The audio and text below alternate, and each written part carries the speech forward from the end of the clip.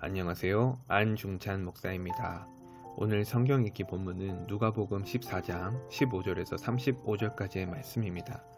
예수님께서는 잔치의 비유를 통해 예수님의 제자로 택함을 받는 사람들과 그렇지 못한 사람들을 비유로 말씀하셨습니다.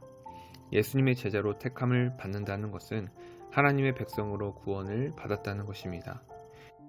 예수님의 제자라고 해서 열심히 믿는 독실한 사람, 이러한 사람들을 보통 성도들과 다른 부류로 구분하는 것은 적절하지 않은 것 같습니다. 모든 신앙인들은 예수님의 참된 제자로서 삶을 살아가야 하고 그러한 마음가짐으로 신앙생활해야 한다는 것입니다. 어떤 사람이 큰 잔치를 베풀었다는 것이죠. 그 잔치할 시각에 자신의 종을 보내어서 사람들을 초대하라고 했습니다. 그런데 첫 번째 사람은 자신의 밭을 샀으니 그 밭에 나가서 일을 해야 하고, 두 번째 사람은 그 소를 5마리 샀으니 그것을 관리하느라고 바쁘다고 잔치에 참여를 거절합니다. 세 번째 사람은 장가를 갔으니 잔치를 참여하지 못한다고 거절을 합니다. 그랬더니 그 주인이 종들에게 어떠한 명령을 주었습니까? 가서 시내와 거리와 골목에서 가난한 자들과 몸 불편한 자들과 맹인들을 데려오라는 것이죠. 종은 그 주인의 명을 받고 시내와 거리와 골목에서 평범하고 사회적으로 소외받는 어려운 사람들을 잔치에 초대했습니다.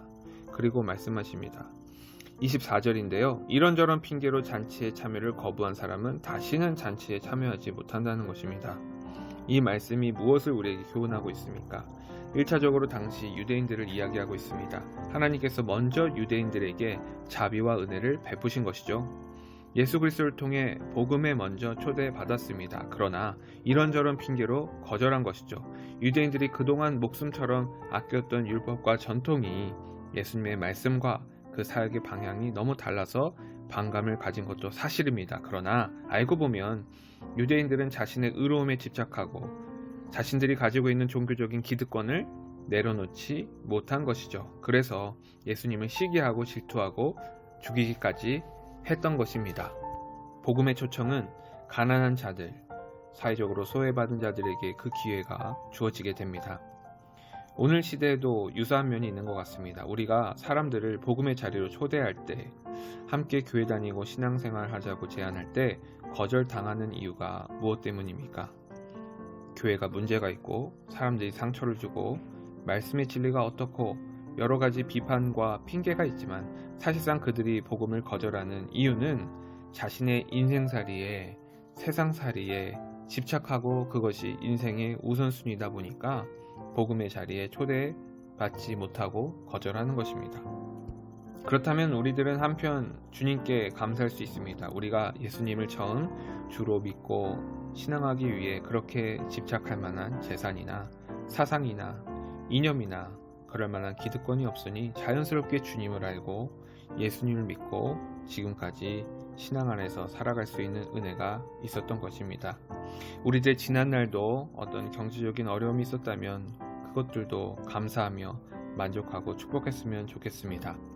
그리고 28절에서 30절까지의 말씀은 무엇입니까? 어쩌면 처음에 복음을 듣고 처음에는 예수님을 믿고 따르는 것 같지만 끝까지 주님을 믿고 따르는 것이 아니라 이런저런 이유로 신앙을 포기하는 경우를 이야기하고 있습니다. 망대라는 것은 마을을 지키는 높은 전망대 같은 탑을 이야기합니다. 외부적의 침략으로부터 또는 농작물이나 가축을 들짐승으로부터 보호하기에 주변 상황을 잘 감시하기 위해 세워놓은 전망대인데 이것을 건축할 때 잘 고민을 해야 한다는 것이죠. 망대를 세울 만한 건축 재료와 필요한 인력, 이 모든 일정들을 구체적으로 실제적으로 예상해야 된다는 것입니다. 예수님을 믿고 참된 제자로 살아간다는 것이 이와 같다는 것이죠. 아무 생각 없이 예수님을 믿고 따라가는 것이 아니라 그리스도의 참된 제자가 된다는 것은 인생의 삶의 중심이 어디 있는지, 인생의 삶의 목적이 어디 있는지, 그래서 그 중심과 그 목적을 위해 내가 현재 그리고 앞으로 어떠한 삶을 구체적으로 살아가야 하는지 예수님의 제자로서 진지하게 고민하고 결정하고 예수님을 온전히 따라야 한다는 것입니다. 견얼망지라는 말이 있습니다. 달을 봤으면 손가락을 잊어버려라. 본질을 꿰뚫고 실체를 바라보라는 뜻입니다. 우리가 예수님을 진정으로 믿고 바라본다면 주님이 아닌 다른 외적인 것에 시험 들거나 좌절하지 말고 오직 예수님만을 바라보며 예수님의 그 실체가 우리의 삶을 통해 역사하기를 믿음으로 기대하며 도전해야 한다는 것입니다.